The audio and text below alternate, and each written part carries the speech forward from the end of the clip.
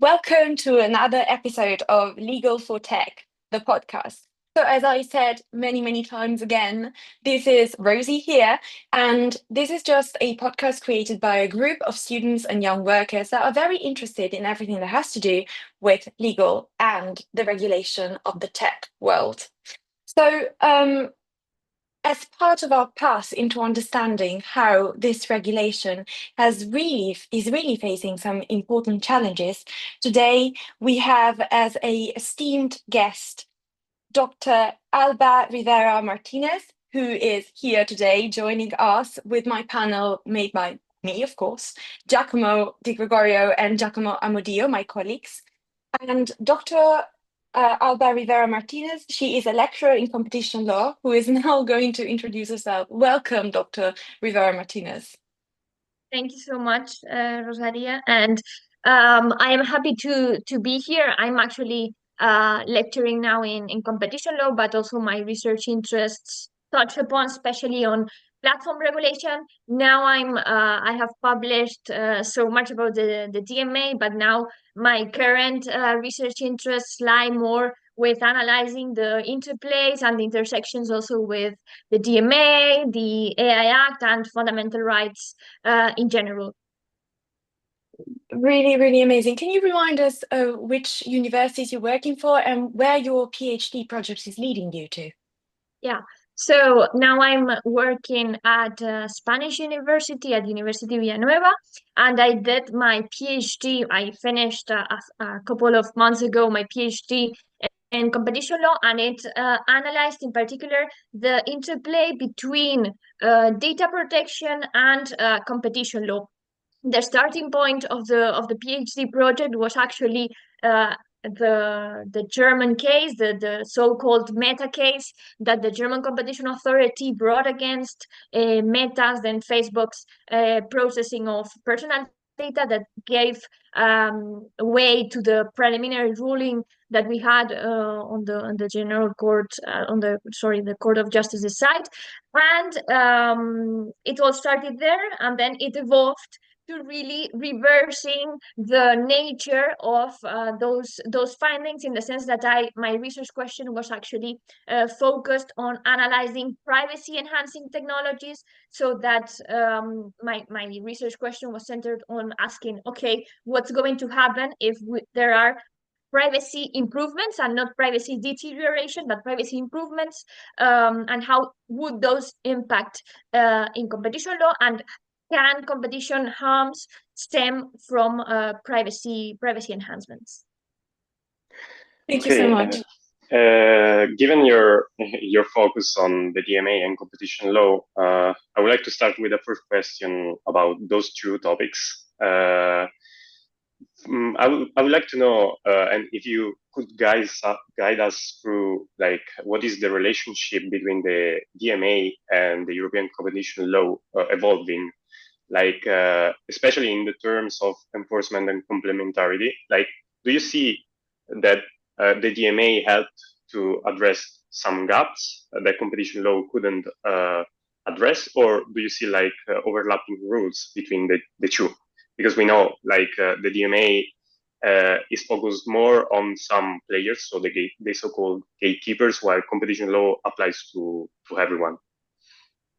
So this is quite funny, because I just last week I taught actually the DMA class to my students, so it's quite funny to go through that again, especially because they were asking me, okay, we do have, and we have learned for many weeks with you all about competition law, articles 101, 102, how they apply in reality, and can players actually like select, or are those the DMA and EU competition law alternative courses of actions that undertakings can take? And I was like, no, this is not how anything of that works. So the DMA was passed and it was adopted based on the premise and the idea that antitrust does not really work, and it's not effective because it's time consuming, and because actually the remedies that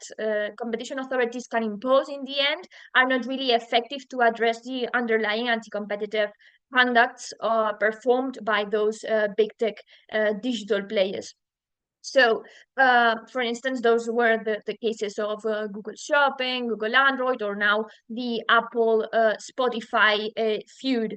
And in that context, the DMA was adopted. It was proposed first by the European Commission, and it was adopted not based, and this is really important to understand, not based on the premise of, okay, we are going to promote an undistorted functioning of competition, but rather starting on the idea that competition distortions have already taken place, so we have to like restore those conditions to go back to the competitive framework, and that's where the asymmetrical, the non-horizontal side of the regulation kicks in. As you said, Giacomo, it applies only now 7 gatekeepers: Alphabet, Apple, Booking.com, ByteDance, Amazon, Meta, and Microsoft, with respect to now 24 core platform services, and the DMA only applies to those services. Why is that important? Because those services are the only ones that have, to some extent, have to be changed or have to be altered. The business models have to be altered and transformed so as to accommodate with the obligations underlying Articles 5, 6, and 7, which are in some cases quite substantive. For instance, one of the main and the salient features that we will see in the future is that of Article 7, which mandates a horizontal interoperability obligation with regards to messaging services, for example, where WhatsApp users will be able to communicate with users of other services. For instance, let's think about Signal, and they will communicate, and Meta should allow them to communicate directly within the same platform, so as to lower the switching costs of those users, and so that they can enjoy different types of services. So within that context, the DMA does borrow some of the antitrust remedies, and it's quite ironic because those remedies are actually the ones that the legislator decided that weren't working in the start. So that's where we are now. It's a very complex kind of scenario, but you have mentioned a number. You said 24, if I'm not if I'm not wrong. Is something missing there? Do you think some other platforms should be there? So the first wave of designation decisions the European Commission issued in September 2023, it touched upon 6 of those gatekeepers and 22 core platform services. And there, the list includes, for example, Google's search or Apple's iOS, Meta's Facebook. And then two additional services were added. One of them was added in April, the Apple's iPadOS, and then Booking's intermediation service. And within that analysis of whether Apple's iPadOS and Booking's service should be captured under the DMA, the European Commission also analyzed whether, for example, social networking service X was to be captured also by the DMA. And ironically, and I would say quite surprisingly, the European Commission decided that the economic characteristics that really embody the figure of a gatekeeper were not given for those for the particular case of X's social networking service or for its advertising service. So that's one, I would say, that is quite surprising that it was not captured, and it was quite surprising to not see it there. And aside from that, another thought is that of so when the DMA was first proposed by the European Commission, 8 core platform services were proposed under the list of Article 2.2 of the DMA, and once it went into the European Parliament's and the Council's negotiations, then 2 additional CPSs were added on to the list: cloud computing services and virtual assistants. And surprisingly, the European Commission has not designated any services or platform services lying within those two categories. And additionally to that, and maybe we can talk about that later, precisely because the DMA was negotiated until March 2022, then it was published in September 2022, and finally it entered into force in November 2022.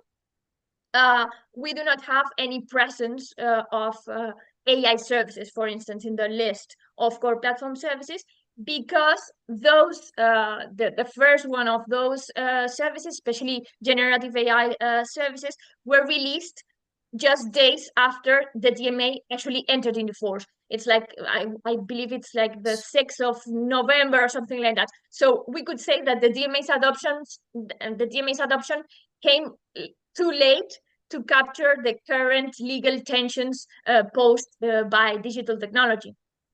Guys, that's the nightmare of the European Commission, that something comes up too late. So yeah, I feel like this is just happened. Thank you for telling us this story. This was very, very interesting. I'm just wondering if the platforms that have been identified are too American based. Do you think probably some Chinese platforms like Temu should also be there? So this is quite also interesting, I would say, to analyze, because the legislative process and the evolution of the DMA's tailoring of how to capture gatekeepers. So the designation process is like the key to apply the DMA. An undertaking can become a gatekeeper based on two different requirements. So the undertaking must be a gatekeeper. Article 3.1 defines what a gatekeeper is. It must have a significant impact in the internal market, and it must be an important gateway for business users to reach end users. And aside from that, it must also provide a core platform service.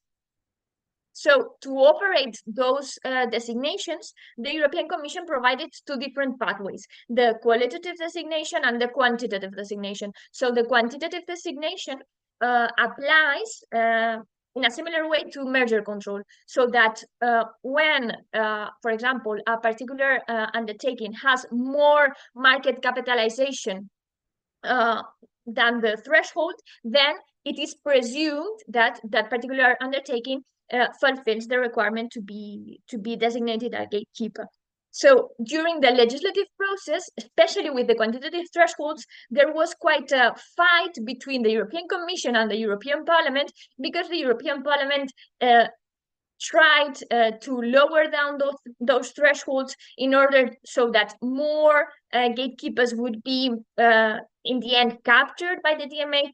And finally, the negotiation finalized with them finally having to increase those thresholds so that less gatekeepers were to be captured. And that's basically, the legislative process was also tailored to know exactly what undertakings finally fell within the definition of the gatekeepers. And the legislators knew that we had this problem about, okay, this is a European tech regulation. We are basically addressing the American big tech companies. We must need some kind of, I don't know, balance, geographical balance of sorts, to not give the impression that we are too anti-innovation US firm-like rationale. And they actually tailored those thresholds in order to accommodate and to bring Biden's TikTok service into the designation process. And it was finally captured by the DMA. And on your question on whether Temu were to be or should be captured, I would say that would be quite interesting, because now we already have Amazon's marketplace designated and captured under the DMA. But there's also this discussion going on whether those thresholds should be measured within the EU dimension, because there's also with regards to Biden's designation decision, there was this discussion of whether those thresholds of market capitalization and of their impact within the business operations of TikTok were to be measured only in the EU or at the world stage. In fact, the European Commission, so as to accommodate Biden's into the designation process, they did consider the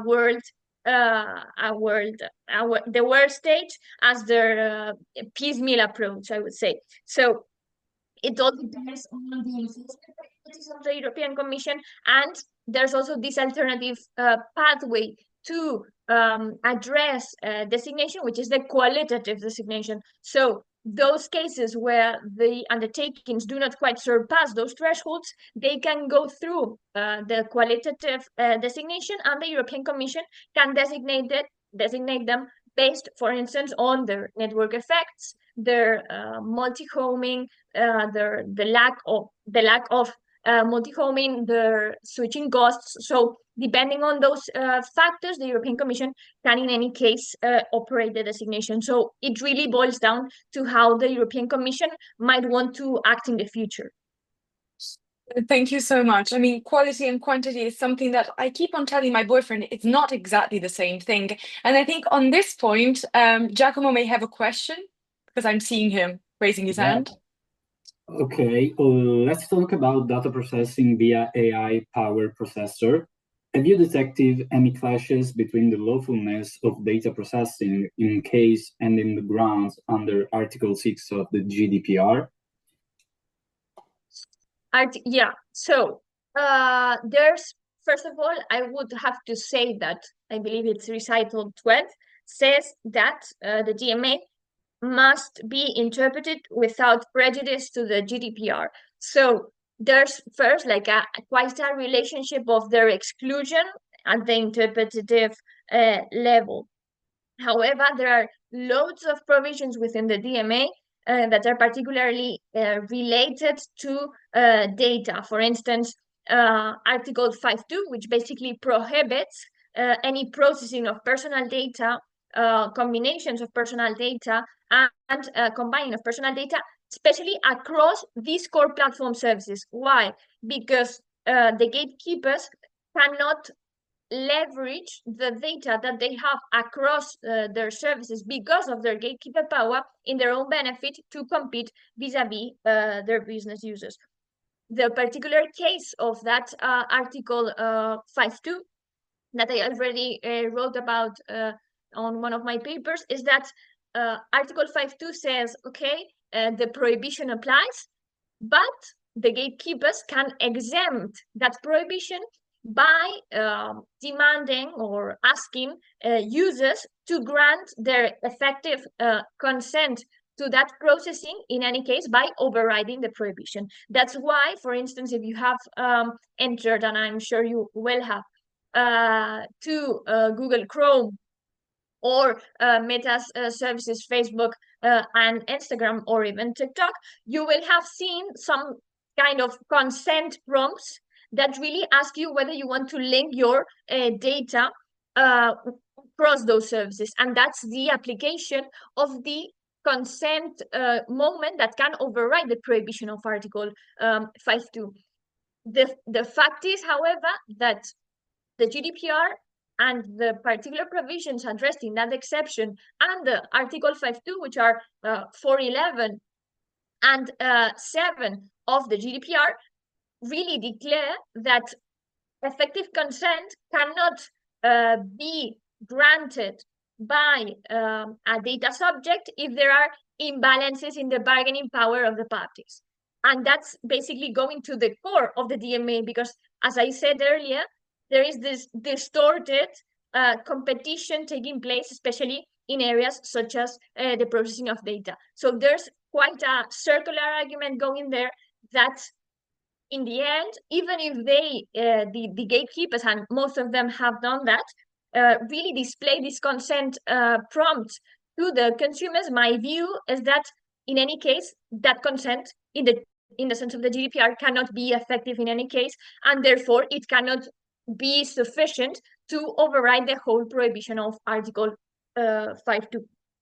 There's also other overlaps with and in any case on Article 5.2, there is also a provision made on the particular sense of Article 6, in the sense that the processing of personal data can even take place irrespective of all of the exemptions and the prohibitions that I have just explained, under the legal basis of Articles 6.1c to E.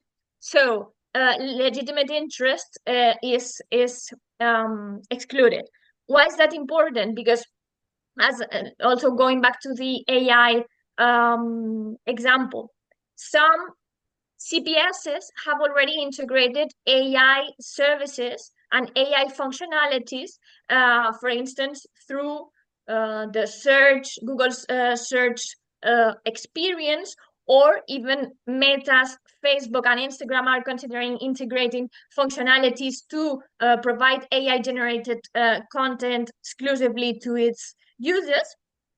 So there's this possibility that the European Commission now may pivot its enforcement to applying Article 5.2 precisely to these LLMs and their functioning. But there's this also contradiction that we can't go according to the EDPB, and it's the EDPB's ChatGPT task force, which declared that it cannot go to the legal basis of consent, because you cannot collect consent for every single data subject whose personal data is going to be processed for the purpose of training and then fine-tuning those AI systems.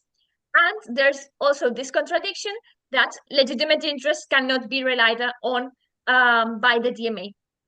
So there's also this sense of, okay, maybe this without prejudice clause I just highlighted earlier may not quite have its effect in the end. This is very, very interesting. But given that the amount of numbers that you managed to actually say is absolutely amazing, and I would like to be able to kind of crunch this amount of information in my exams as well, which I cannot do clearly.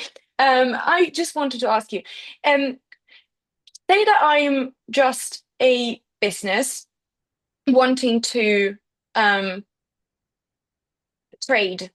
online trade in Europe. These contradictions clearly show that moving in this legal scenario is difficult. As a researcher and a very knowledgeable person in the field, what would you prioritize? That's, I would say, the million-dollar question. So first of all, in terms of keeping European tech regulation coherent, I would maybe advise the union legislature to not have this piecemeal approach towards regulation, in the sense that it seems as if every single field of law, for instance, data protection and the DMA, or data protection and antitrust, are really completely different words for the legislator. That cannot be the case. And in any case, focusing on business trade and business users and competitors of these incumbent tech companies, I would particularly advise to maybe focus and precisely on those complexities, because those complexities also trigger the opportunity for them to participate in the market, in the European market especially, in a different manner that they may do abroad. And that's, I would say, a good and a bad thing. So it's good because, for instance, the DMA opens and opens up all of the digital ecosystems, such as, for example, the formerly closed Apple iOS ecosystem, which did not allow third-party apps to be downloaded if they were not downloaded via the App Store. And there is going to be more competition on that side. And it's also bad because especially for businesses operating in the digital space, it may not be the case that the Brussels effect is quite evident for them to rely on. So it may well be the case that we have maybe a digital version of their services for the European Union only, and a different version for them for the rest of the world. And they have to conduct testing, developing in parallel and not complementarily, as they would want to enhance these economies of scale and scope and these network effects that the big tech platforms do thrive on. Thank you so much. I see another question coming up from Giacomo. I Yeah, think you have a exactly. question. I wanted to change a little bit the topic, like you touched upon a little bit before. It's also like a discussion that you had in one of your papers that I read throughout the weekend. That was really, really interesting because basically Explain you're there, saying Giacomo. basically you're saying that generative AI could also be captured by the DMA. That is not really straightforward if you think it like that. So that's why I think it's super interesting. Could you maybe tell us some examples, some ways that the DMA tech could capture these generative AI tools? Yeah.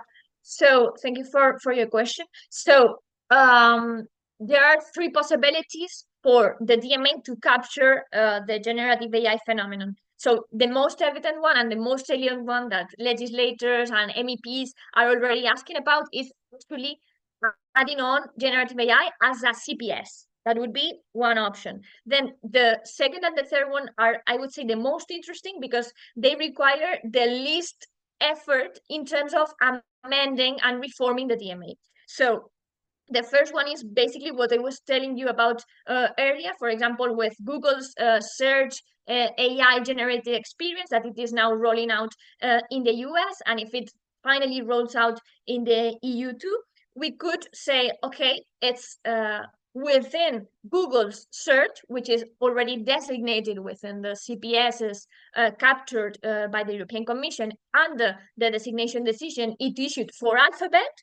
So we could analyze the impact and the compliance with the provisions underlying Articles 5, 6, and 7, also including that particular AI generated experience. For instance, we could also analyze whether the self-preferencing prohibition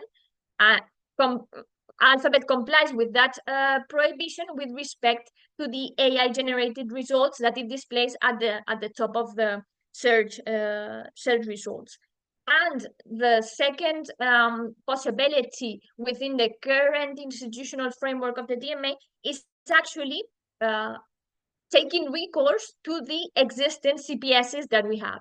That would be, for instance, there's also a I would say, quite a salient challenge in terms of concentration that is taking place at the highest layer of the AI stack, which is concentration of computation power. And computation power for AI takes place in two different ways. The first one is via hardware, via GPUs, which are basically manufactured by Taiwanese NVIDIA, which occupies like 60% of the market. And the alternative to that computation is conducting computation on the cloud. And the three main providers, which are basically Google, Amazon, and Microsoft, also occupy 60%, each one of them approximately like 20%. Of the cloud computing market. So the European Commission could designate those, because cloud computing services are CPSs under the list of Article 2.2, so they can take recourse to that designation, or they can even, and going a step further, they could reinterpret, so to add other and additional players to the game. They could also consider, once those numbers are given, for instance, through the quantitative thresholds I put forward earlier, they could interpret, for instance, that Search GPT is and provides the same and an equivalent function to search as interpreted for the CPS of online search engines, and it could be designated as an online search engine in the sense of the DMA, so that, for instance, it would have to provide, and specific provisions would apply thereof, for instance, Articles 611 and 612, which compel the gatekeeper to really provide fair, reasonable, and non-discriminatory conditions of access to those markets. So those would be like the two main options that I see as most fruitful in terms of the amount of effort involved and the amount of time that we have ahead of us. Thank you. That is a really important point to make. And I mean, on the one hand, having the possibility of receiving a reasoned and fair kind of answer from systems like ChatGPT could make the work produced by European users much better in terms of quality. I think you would agree, being a researcher, of course. I know that you, of course, don't use ChatGPT as we sometimes do at uni, but sometimes maybe it's useful to use it. My question, however, is looking at it from the opposite point of view. Wouldn't it make the European users and workers produce in a slower way, given that in other parts of the world there aren't such strict conditions for the use of generative AI? Is the risk that like Europeans become obsolete because the rest of the world is going faster? I would say that's a question maybe more focused on competitiveness and also, I suppose, to competition.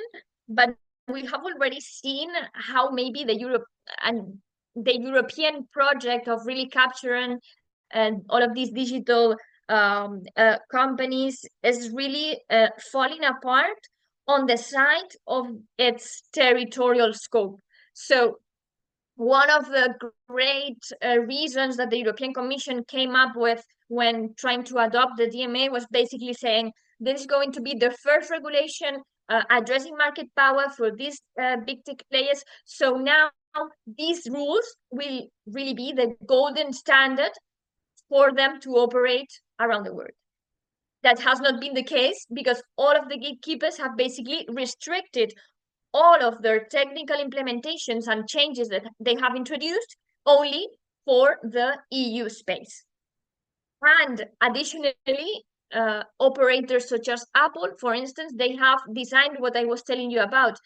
They have an iOS version for Europe and an iOS version for the rest of the world. So now we are already seeing how Europe may lag back in terms of what services the digital companies are really willing to roll out in the EU.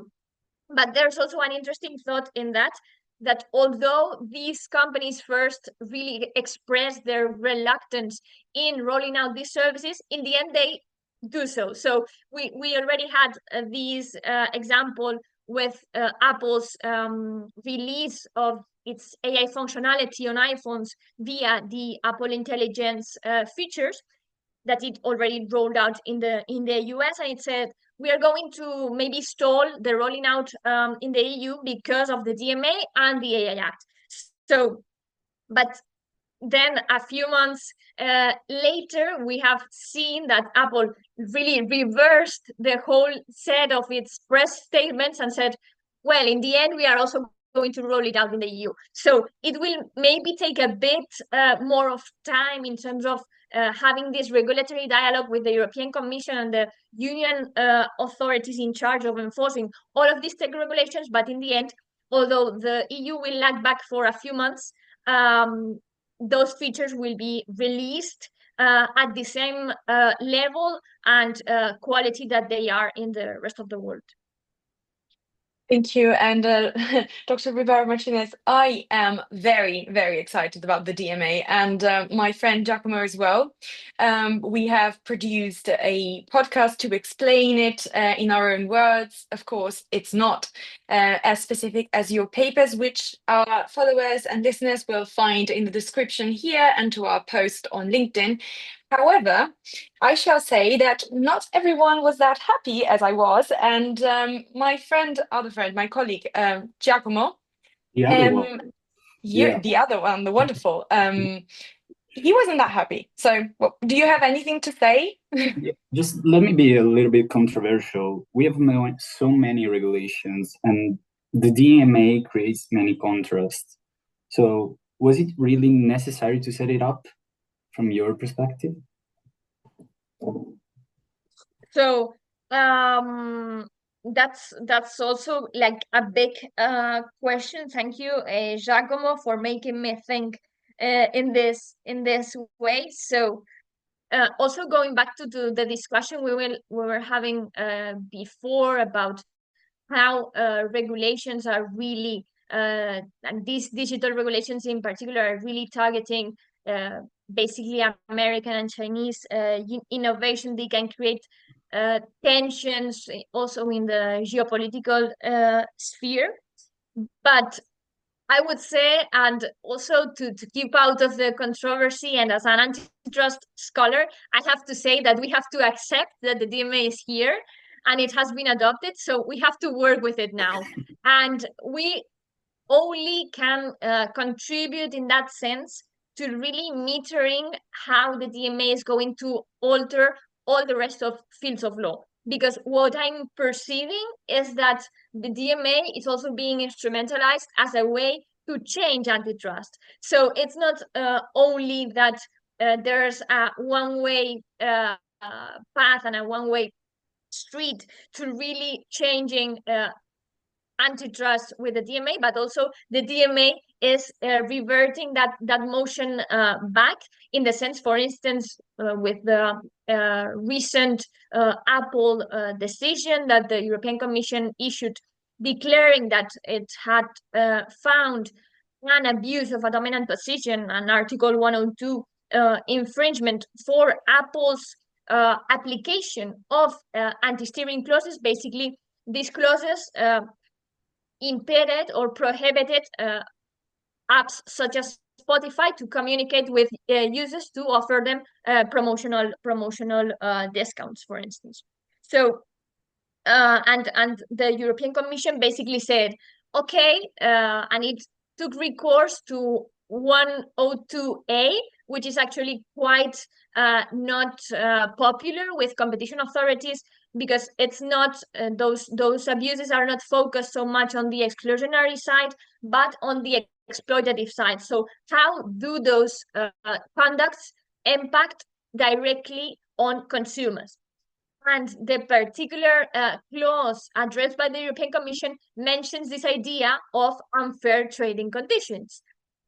In parallel, the DMA, one of the DMA's main objectives is also of promoting and ensuring contestable and fair markets. So the European Commission was quite prompt to say, okay, fairness in the sense of Article 102 is not the same as fairness in the DMA. However, we believe that addressing fairness through the DMA, and actually the prohibition of those anti-steering clauses has influenced and is enshrined within the DMA and the Article 5.4, the European Commission said, okay, this point and including those obligations and the prohibition of those obligations under the DMA justifies and really inspires the fairness and the unfair sense of Apple's conduct. So I would say it's going to give us also much food for thought in the terms of how do we meter the advancement of legal standards and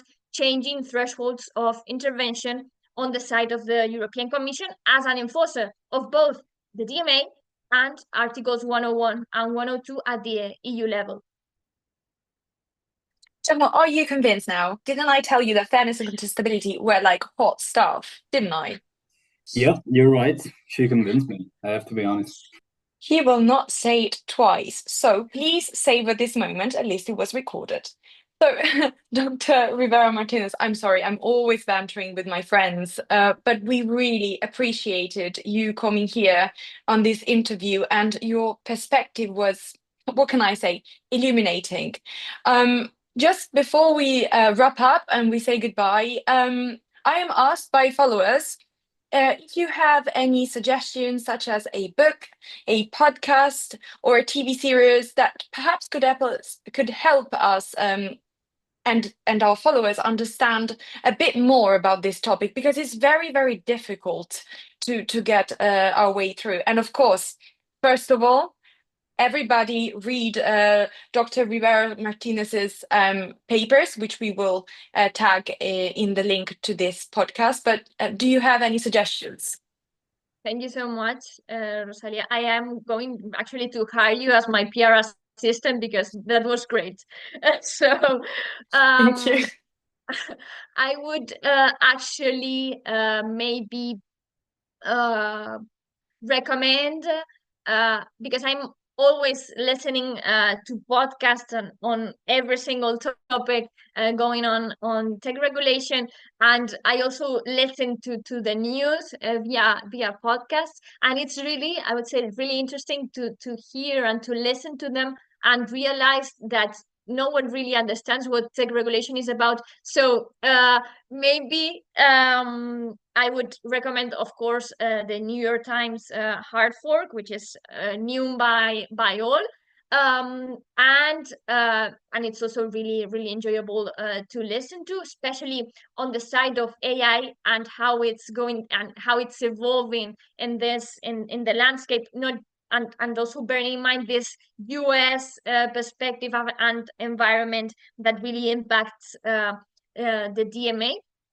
And in general, I would say there are not enough books on the DMA now to really recommend any one of them. So we will have to wait for the actual publication of my upcoming book on the topic to really recommend it, and maybe come back to the podcast to really broaden the scope of the discussion.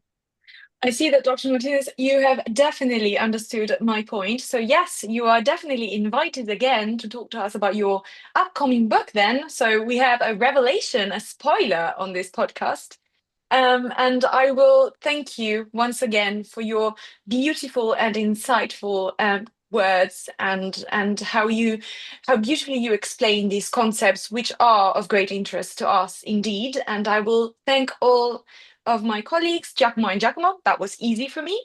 And all of my followers, of our followers of the Legal for Tech, the podcast. Follow for more and listen to us for more insightful ideas on the word of tech and regulation. Thank you very much indeed. Thank you. See you next time. Thank you.